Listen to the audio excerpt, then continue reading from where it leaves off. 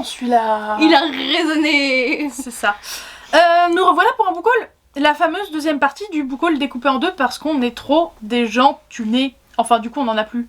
Mais on avait de la thune, on l'a dépensée, maintenant on en a plus. C'est mon justificatif. Il y a quand même beaucoup de services presse parce que Clémentine nous en avait beaucoup présenté dans la première partie et moi là j'en ai plusieurs dans les deuxièmes. Ouais, donc clairement, on est juste trop famous.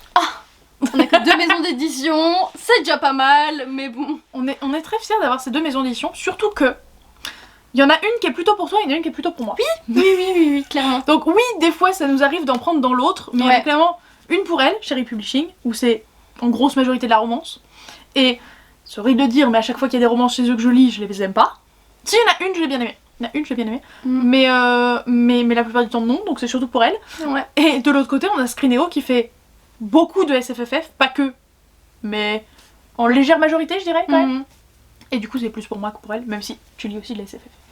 Bref, et donc est-ce qu'on commencerait pas par un petit service presse, Laurie ? On commence avec un service presse avec Love Song, donc le premier tome roleplay de Aurore Payel. Et donc chez Cherry Publishing, merci à eux. Love Song. Love Song. C'est le moustique de la vidéo de l'appel de la fantaisie, c'est ça ? Non, c'est une mouche. Ah d'accord, pardon. C'est juste la mouche bien chiante quand tu veux lire ou regarder un film ou dormir. D'accord. Donc, je sais pas de quoi ça parle. Ah si. De chansons. Oh là là. De musique. Attendez. D'amour. Rien que les 3 premières lignes, on est en mode trop. Pour faire revenir son ex, Megan passe un accord avec Case, donc les faux couples, accord, tout ça. Un inconnu rencontré grâce à sa colocataire. On est sur une bonne base, effectivement. Voilà. Et donc, le mec, il fait de la musique, etc. Donc, je crois que j'ai tout dit, genre, il passe un accord, donc je pense qu'elle va faire un faux couple pour se débarrasser de son ex. Elle veut pas le retrouver, son ex ? Pour faire revenir son ex. Ah oui, pour faire revenir son ex, t'as raison. Bien joué, toi tu sais bien écouter. Contrairement à moi. Et donc voilà, il est absolument sublime. Et j'aime bien les trucs de musique, je trouve ça sympa. Il y en a pas tant que ça. Enfin, il y en a quand même, mais pas tant que ça. Donc voilà, ça me plaît plutôt bien. Et j'ai hâte de le lire. Il est dans ma palle du mois de mai. En SP, toujours, Le Jardin des Chimères de Joanne Elliott. Joanne Elliott. Je crois que c'est Joanne. Aux éditions Screenéo. Donc, à nouveau, SP. Et là, de base, il est pour toutes les deux. Dans la vraie vie véritable, c'est Laurine qui l'a chez elle. Mais ça va plus correspondre à Clem. Mais c'est plutôt pour moi. C'est parce que de base, elle était censée le lire avant moi. Oui. Et genre, de la manière dont elle en parlait, elle allait le lire le mois. Dans les 10 jours qui venaient, on aurait presque dit.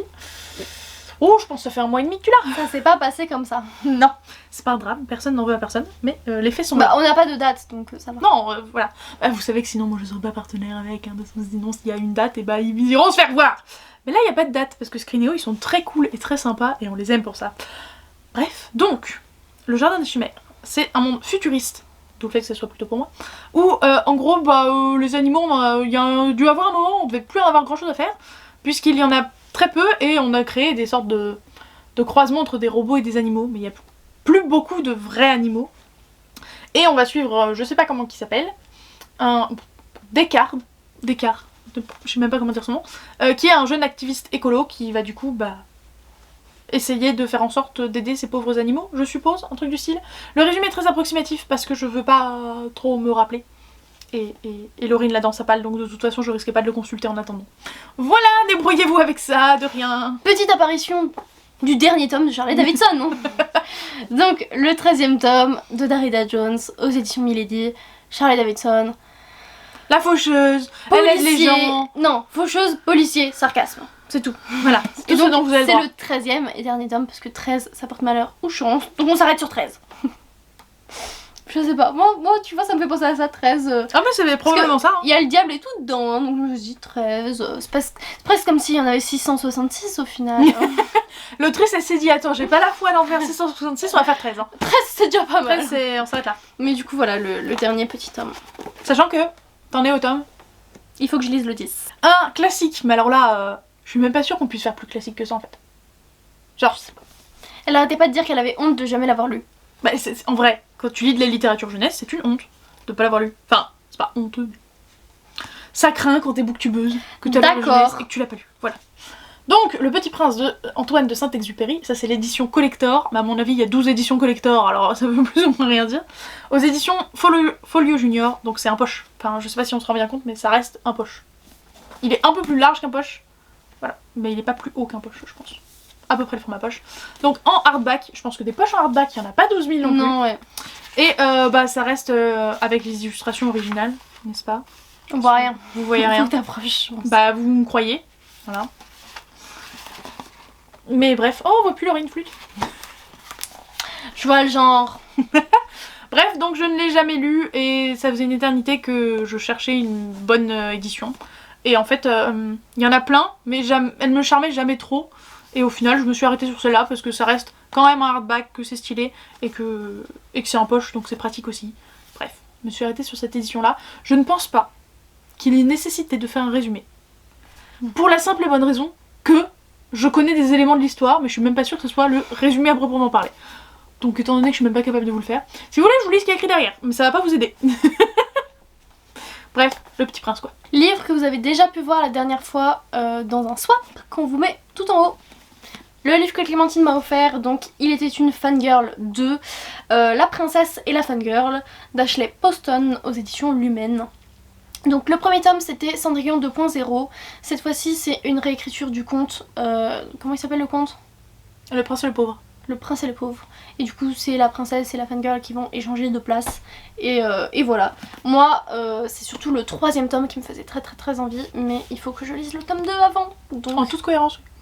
je vais le faire pour pouvoir lire Rosie et la Bête. Que j'ai trop envie de lire. Et qui est orange, sublimissime. Et qui est beau. Sublimissime. Du coup voilà. Donc c'est tout. J'aime bien les pages comme ça. Je la regarde comme ça et à chaque fois je suis en mode il m'en reste plus beaucoup pour être là-bas et tout. J'aime bien, ça me motive.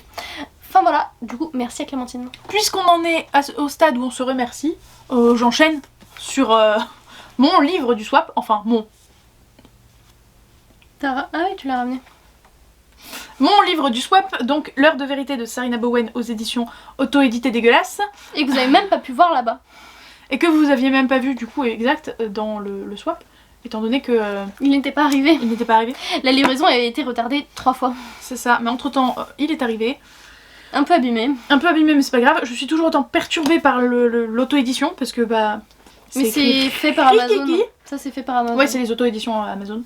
Et je suis toujours pas fan, ça va mieux que certaines autres mais je suis toujours pas fan des couvertures.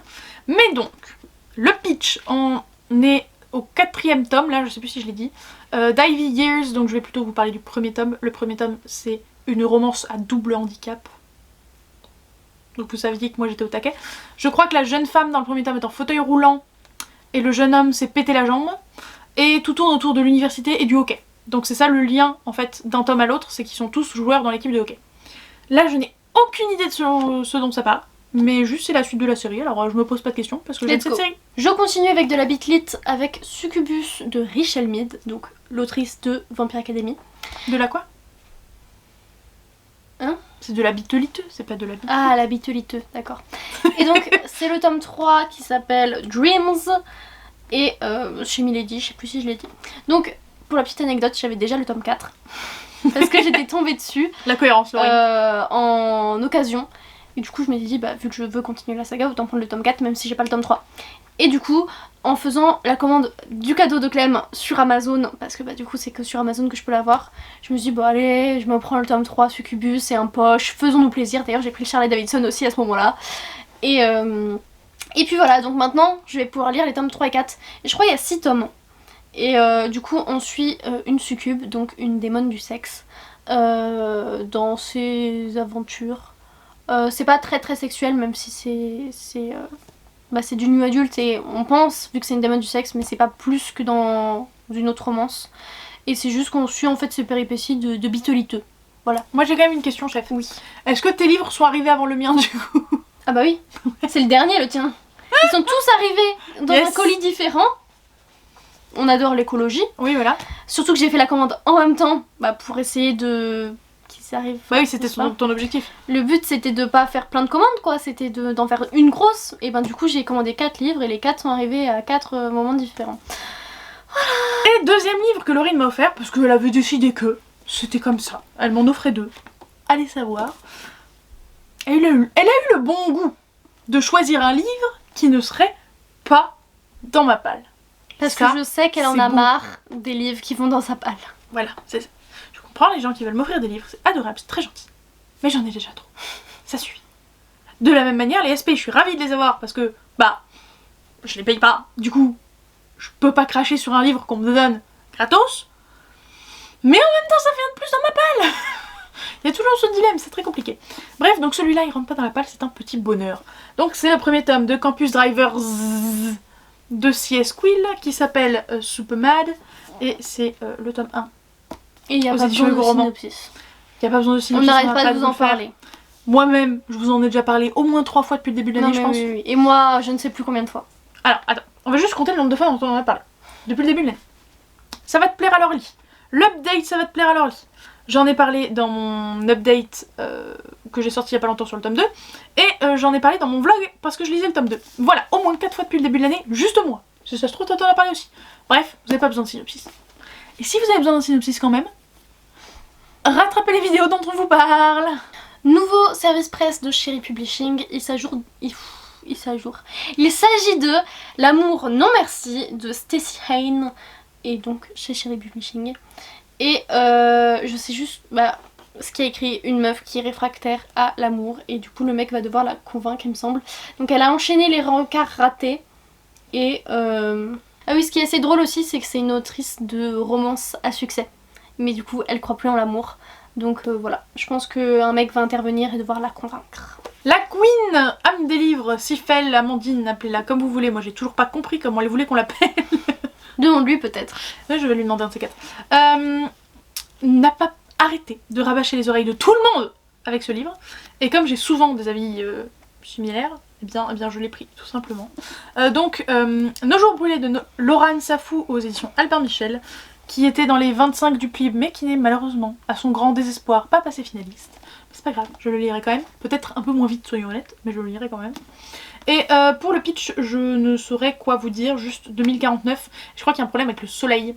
Genre, il n'y a plus de soleil. Ouais, c'est ça. Il n'y a plus de soleil. Et je sais que c'est un univers bien construit, que c'est de la SF, et que ça me tente de ouf. Surtout grâce à la vie de Sifel. Mais ça c'est à enchaîner avec Dry en fait. Tu lis plus de soleil et après plus d'eau. bonne ambiance, génial, trop bien. Non mais j'ai qu'une hâte, c'est de le lire et j'espère qu'il me plaira beaucoup. On continue avec les livres de... Ouais mais j'ai pas le livre qui entre, mais j'ai la suite. C'est Marketman, le tome 6. Donc j'ai le tome 5, mais j'ai pas le tome 4. Bon j'ai les tomes 1, 2, 3. Et donc c'est Asa cette fois-ci, donc de Jane Cronover aux éditions Hugo Roman. Et pour la simple et bonne raison que je ne trouve pas le tome 4 parce que il est en rupture de stock partout. Et c'est hyper dur à trouver. Et donc pour le moment j'ai pas le tome 4, donc Nash. Mais j'ai décidé que tant pis, je lirai les tomes 5 et 6 vu que c'est d'autres personnages. Et puis voilà. Et on reviendra au tome 4 plus tard. Voilà, donc à chaque fois c'est des personnages différents. Il y en a qui viennent d'un salon de tatouage, mais pas tous. Et puis voilà, et celui-là d'ailleurs je l'ai acheté à la montagne quand j'y étais. Il y avait un petit marché et il y a un étalage de romans et il y avait celui-là là-bas. Et du coup je l'ai acheté à 8 €. Voilà, Très bien. je suis contente. Je vous présente quelque chose qui devrait vous surprendre, n'est-ce pas? Moi je peux dire pourquoi ça surprend. Et pourquoi ça surprend? Parce que c'est de l'historique. Wow, bravo. Donc Anne Frank et le loup d'Amsterdam d'Eric Simard aux éditions Scrigno, puisque c'est un service presse. Et on va tout simplement suivre l'histoire d'Anne Frank. Il y a un moment, en première, on nous a demandé de faire un exposé sur une femme. Genre c'était clairement une prof féministe qui voulait prouver que la plupart des femmes dans l'histoire qu'on a retenues, c'était en lien avec leur sexualité ou à leur beauté. Sauf que, avant même qu'on sache que c'était à ce propos-là, parce qu'évidemment ça c'était la conclusion après tous les exposés, la prof nous avait vraiment juste dit faites un exposé sur une femme. Et avec mon pote futur copain, futur ex, oui voyons-le comme ça, on a choisi Anne Frank, qui donc n'est pas du tout connue pour sa beauté ni sa sexualité, hein, clairement. Bref. Et donc à ce moment-là, comme on devait faire un exposé sur elle, je me suis dit je vais lire le journal d'Anne Frank. Je pense que j'ai dû lire un quart et jamais finir. Est-ce que c'était parce que j'avais pas le temps, parce que ça me motivait pas, ou parce que clairement on en était plus loin dans l'exposé et ça servait plus à rien? Je saurais plus vous dire. La flemme.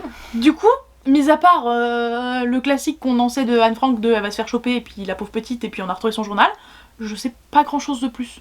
Du coup je me suis dit peut-être une version romancée young adulte me ferait un peu plus de l'œil que le journal de base en lui-même. Voilà. Donc ça fait très envie, surtout que derrière il y a écrit c'est un roman coup de poing. Et ça me rendra d'autant plus active. Mais Clémentine, moi je veux savoir la suite de l'histoire. Enfin, est-ce que du coup la prof elle s'est retrouvée couillée parce que vous aviez pas pris elle nous a jamais rien dit, mais de toute façon elle pouvait pas se retrouver couillée comme tu dis, parce que la plupart des gens avaient effectivement pris des Brigitte Bardot, des Mata Hari, enfin bref, des femmes qui sont effectivement connues soit pour leur sexualité, soit leur beauté. Donc qui après en ont fait autre chose. Comme plein de Miss France ont commencé en étant juste Miss France et après on fait des trucs bien pour l'écologie ou pour les animaux, ce genre de trucs. Mais de base, voilà. Ah ici. Du coup, je t'avoue que quand elle a dit ça, j'étais en mode eh ouais, moi aussi je suis féministe, moi aussi je peux te présenter des meufs pas connues que parce que c'est des meufs. Nouvelle romance, il s'agit de Quoi qu'ils en disent de Noémie Dany. Et ça rentre pas dans sa palle.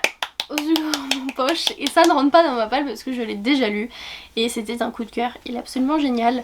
Et donc il s'agit d'une nana, ses parents ils lui font écoute, j'en ai un petit peu marre que tu rates tes études de médecine, alors tu vas aller dans la maison, notre résidence secondaire là à côté de chez ta tante, ta grande tante, et puis tu vas nous foutre la paix pendant les 2 mois de vacances hein. Enfin non, 1 mois en vrai mais... Oh non. Oui, bah c'est toujours comme ça ceux qui sortent en campagne. Oh non. Ils font toujours ça les gourmands. Et donc elle y va, elle est pas du tout contente. Et puis elle ce qu'elle veut c'est pas étudier parce qu'elle s'en fout de la médecine, donc elle cherche un peu un truc à faire. Elle rencontre un mec paysan un petit peu... enfin paysan... Est-ce que c'est le stéréotype du cow-boy aux États-Unis? En chemise, musclé, le chapeau de cow-boy, un peu de gentleman sur les bords. Non, pas le chapeau et tout, je crois pas qu'il y ait, mais genre c'est celui qui... Bah, comment on dit? Pas paysan, mais... Fermier? Ouais. Agriculteur? Ouais, c'est un agriculteur. Donc agriculteur et qui n'est pas du tout sympa avec elle, mais on sait pas trop pourquoi. Elle commence à se dire ouais mais tu sais t'as besoin d'aide et je pourrais t'aider. Et du coup elle commence à travailler pour lui. Et donc voilà, il commence à se plaire, sauf que ils ont 13 ans d'écart. Et voilà. Donc quoi qu'ils en disent, ça veut dire ouais mais quoi qu'ils en disent, on s'aime bien. Hein. Ok, et on s'aime peut-être même plus que bien. Exactement. Ma tête c'est parce que Clémentine n'arrête pas de me virer de la coudoir depuis tout à l'heure. Et donc voilà, très jolie romance. Je l'ai reçu avant sa sortie, sauf qu'entre temps il a eu le temps de sortir et je ne l'ai pas lu. Ça va, pour nous il est sorti hier. Oui, pour nous il est sorti hier, donc voilà. Jukebox de Pascal Perrier aux éditions Scrinéo, service presse que j'ai eu. Et je crois que de tous les services presse que j'ai eu, c'est l'un de ceux qui me fait le plus envie. Voilà, parce que j'ai archi envie de le lire. Et encore une fois, c'est un livre court. Depuis que j'ai vu qu'il était tout court, j'ai encore plus envie de le lire parce que je me dis, allez hop, ça peut être giclé en 2-3 jours pour moi. Vraiment une matinée, une après-midi peut-être. Oui, mais moi je n'ai pas autant de temps qu'on consacrer à un livre. Sinon, je vous spoil un petit peu, mais comparé à moi, vas-y. Voilà. Je spoil un petit peu. Bref, donc ce tout petit livre, c'est à propos de 2 amies dont l'une a été agressée sexuellement ou un truc du style. Je sais plus ce que c'est exactement, mais c'est quelque chose dans le genre. Et en gros, elles vont faire ce périple... comment on appelle ça déjà? En gros, elles vont faire ce périple à pied vraiment en faisant un énorme trajet à pied, un énorme voyage à pied pour en gros se remettre des traumatismes. Voilà. Et comme c'est sur un sujet difficile, je m'attendais à ce que ce soit plus épais pour qu'on ait vraiment une progression de comment on se remet de ce genre d'événements traumatiques. Mais il est tout court, alors j'espère que ça ira quand même. Moi je vous montre le seul achat que j'ai fait au Festival du Livre de Paris, que je vous ai pas présenté parce que je ne supporte pas le Festival du Livre de Paris pour plein de raisons. Donc ce que j'ai expliqué à mon copain et qu'il a très bien expliqué à sa famille après pour lui montrer qu'il m'écoutait, il disait oui parce que Laurine elle est allée au Festival du Livre de Paris en tant que personne, en tant que lectrice et pas en tant que booktubeuse. Ce sont 2 personnes distinctes, donc elle le... c'est pas blacklist, c'est... boycott. Elle le boycotte en tant que booktubeuse, mais pas en tant que lectrice. Donc j'y suis allée, en fait, pour rencontrer Emma Green. Emma Green. Et donc j'ai acheté The Boy on Fire, parce que oui, donc c'est leur dernière sortie, il était déjà sorti en e-book, mais là il est sorti en papier il y a quelques semaines. Et je sais pas si vous le savez, moi j'étais pas au courant 2 jours avant le festival, mais il fallait acheter les livres pour les faire dédicacer. On pouvait pas se ramener avec nos livres dedans. Donc j'ai acheté celui-là pour faire dédicacer les autrices. Et je l'ai un peu commencé du coup pendant les transports là-bas. Voilà, j'ai lu 27 pages. Félicitations. Et j'étais très surprise du synopsis, je m'attendais pas du tout à quelque chose comme ça. En fait c'est une fille qui s'était échappée d'une secte un peu de religieux. Et elle a été retrouvée et on la force à épouser un homme qui, je crois que si on sait pourquoi il est là, lui il est là pour, au pire on coupera, pour faire échapper son frère qui est là-bas et il veut le délivrer. Donc ça parle de secte, etc. Et c'est un sujet que j'ai jamais retrouvé dans de la romance. Bonne ambiance. Donc voilà, et donc ils se retrouvent mariés l'un à l'autre. Celui qui veut faire échapper son frère et elle qui essayait de s'échapper et qui se retrouve rattrapée. Et donc voilà. Et il est énorme, même Oui. s'il fait que 480 pages. Quoi? Il en paraît 650. Donc 480 pages, et ce qui est archi relou par contre, c'est que c'est un Emma Green qui est plus grand que les autres. Les autres Emma Green sont plus petits et ça me saoule parce que du coup il est énorme. Un livre déjà lu. Bravo! Oui, on m'a Moi fait je l'ai tous commencé. ensemble. Hein. Pas celui-là. Hein, Non, mais qu'on se mette d'accord. Fleur d'Oko, qui est le premier tome d'une série, mais il a pas de nom particulier, de Laetitia Danae aux éditions Nignon. Les éditions Snag, qui est aussi un finaliste du PLIB. Et du coup, j'en suis à 1 sur 4 des finalistes du PLIB. Wouhou! C'était une très très bonne lecture qui m'a beaucoup plu. On suit Oko, qui est une magicienne dans un monde non pas patriarcal mais matriarcal. Et le truc, c'est que elle va subir du sexisme à l'inverse, puisqu'en fait, dans leur monde, c'est les hommes qui peuvent pratiquer la magie et pas les femmes. Donc elle va se faire juger de ouf parce que c'est une femme qui pratique la magie. Donc elle a quand même le sexisme comme nous alors qu'elle est dans une société matriarcale. C'est un petit peu curieux, mais franchement c'est trop bien. Et donc il y a de la compétition puisqu'il va y avoir un seul envoûteur, je crois que c'est envoûteur le mot, un seul envoûteur alors qu'ils sont plein d'aspirants envoûteurs. Et du coup il y a toute une compète pour savoir qui va gagner. Il y a un autre plot qui vient au milieu qui change pas mal de choses et qui fait qu'on n'est pas que concentré sur la compète. Mais je peux pas vous dire quoi évidemment, ça arrive au milieu. Mais ça m'a beaucoup plu et j'ai hâte de lire la suite, même si je crois qu'elle n'est même pas sortie. Donc clairement, il va falloir attendre. Mais j'ai hâte de la lire quand même. J'ai ensuite reçu, toujours de Cherry Publishing, les tomes 1 et 2 de Thought Girls, donc saison 1 et saison 2 de S.L. Borowski. Oh oui. Tough Girl. Tough Girls. Je t'ai dit girls. Non, t'as dit thought. Ah, Et thought, ça veut dire penser et tough, ça veut dire enfin, ça veut dire costaud, tu vois. Ok, Donc t'es pas sur la même ambiance si tu veux. Tough Girls, saison 1 et 2. J'ai cru que c'était la même image, mais non. Donc voilà. Non mais j'adore. Cette vibe là, j'adore. Pas mal. Et moi j'aime trop les couleurs. Genre vraiment enfin des colorés chez Publishing, il n'y en a pas beaucoup. Et donc voilà, donc je suis contente parce que c'est de S.L. Borowski et je la suis sur Instagram. J'aime bien la suivre et j'avais jamais lu de roman d'elle. Donc voilà. T'es au courant que normalement c'est dans le sens inverse? Oui. Mais j'avais très envie de découvrir ces romans et donc je suis super contente de pouvoir enfin m'y mettre. Et je les ai mis pareil dans ma palle du mois de mai. Et donc je sais pas beaucoup de choses à part que ce sont des romances avec des filles qui sont dans une équipe de roller derby féminine. Ah oui, donc d'où le Tough Girl. Oui, voilà. Et du coup, j'ai grave hâte de lire ces petites romances. Par contre, moi quand je dis que j'ai des petites lectures, c'est vraiment des petites lectures. Ok? J'en ai marre d'elles. Quoi? C'est pas de ma faute? Et le prix par contre, C'est un service presse. 10,90€. 10,90€, ça va. Franchement, à mon avis, il y a eu de la recherche derrière, ça va, 10,90€. Donc ici, c'est moi qui arrive de piéger avec Scylla de Sylvie Bossier aux éditions Scrinéo. C'est de la mythologie. Et il est vachement beau. Oui, il est trop beau.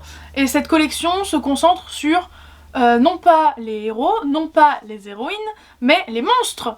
J'adore. Et oui, et on adore le principe. Donc là, on suit Charybde et Scylla, bien joué. Elle a un gros rôle hein, dans Circé. Hein. Ce monstre a un gros rôle dans Circé. Voilà. C'est les monstres, elles sont deux. Charybde et Scylla. Ah bah si là, moi je parle. Ouais, voilà.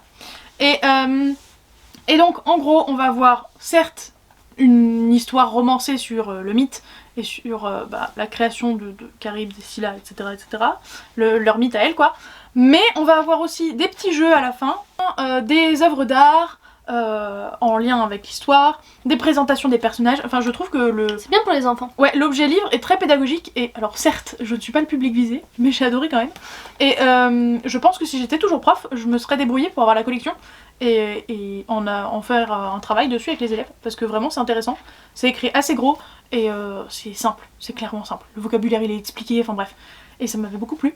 Donc si vous avez des enfants et qu'ils seraient intéressés par la mythologie, très bonne collection je pense. Même si j'avoue j'ai lu que celui-là. Dernier service presse chez les Publishing, il s'agit du tome 2 d'Avenicia.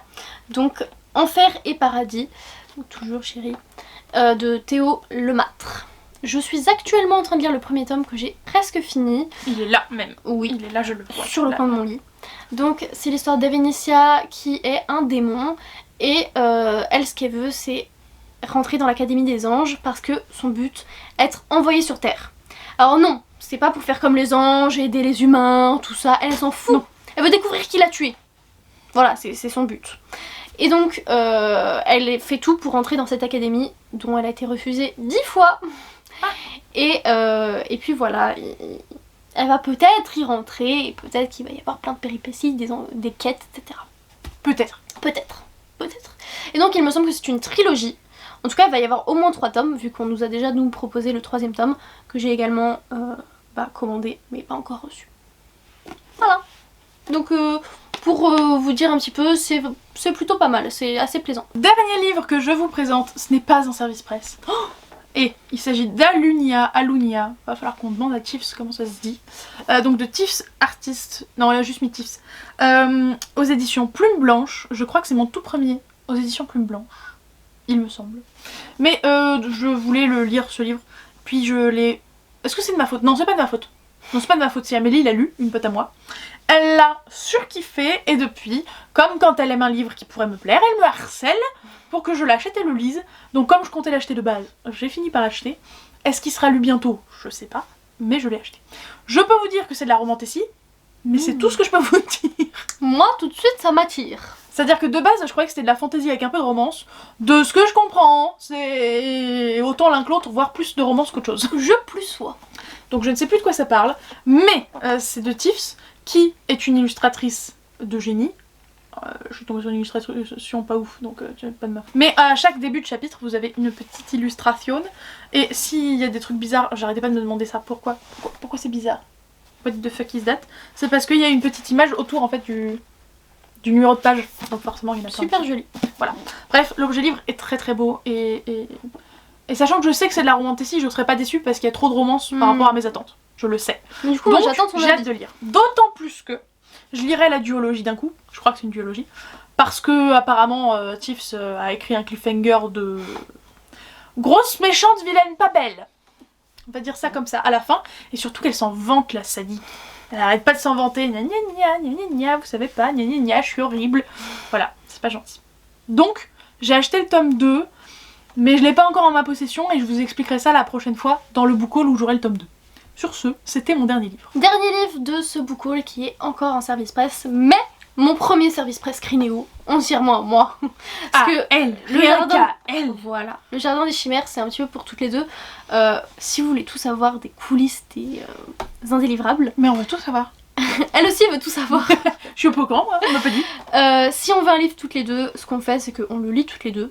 Ce qui ne s'est pas encore arrivé parce qu'à chaque fois la deuxième elle avait la flemme une fois qu'il y en avait une qui l'avait lu. Non, c'est pas forcément la flemme. Parfois c'est la première à détester et a dit à l'autre non on n'y va pas. Ne fais pas ça. Mais du coup on a déterminé que celle qui l'aime le plus le prendra. Voilà. On veut être objectif là-dessus. Donc le premier qui allait m'appartenir qu'à moi, que Clémentine a reçu hier je crois. Ouais. Il s'agit de Quand vient la Horde, que j'attendais depuis longtemps, d'Aurélie Luon. Et donc édition Scrinéo. Et je sais pas trop de quoi ça parle, sauf que c'est de la dark fantasy et c'est dans la Corée médiévale. Et donc voilà, c'est tout ce que je sais. J'aime bien la Corée, même si médiévale c'est pas trop mon truc. Et dis la meuf qui a 12 000 romances historiques. Ouais. C'est romance. Ouais. Mais j'avais un peu peur honnêtement, mais quand je vois qu'il est court, il fait 360 pages. Il s'écrit gros. Bon ça va. Je me dis honnêtement ça devrait aller, donc je vais me lancer bientôt dedans je pense, comme ça il sera fait et j'en aurai mon avis de... Je pourrai enfin ranger un livre Scrinéo dans ma bibliothèque, j'en ai toujours pas. Sur ce, c'en est tout pour cette vidéo, n'oubliez pas de mettre un petit emoji... Qu'est-ce qu'on met comme emoji?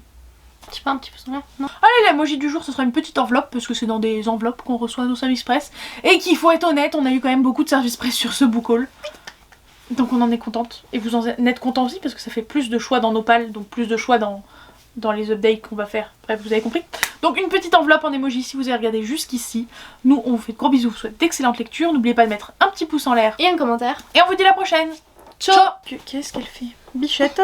Oui. Bichette? Oui. On va pas s'en sortir, On va Bichette. pas s'en sortir. On va pas s'en sortir. Je sais pas si c'est une poufiasse ou une biquette. Non, c'est tu sais que. Oh, qui pleure en même temps. Oh, Oui, voilà. une poufiasse. Pour moi, c'est une poufiasse. Oui.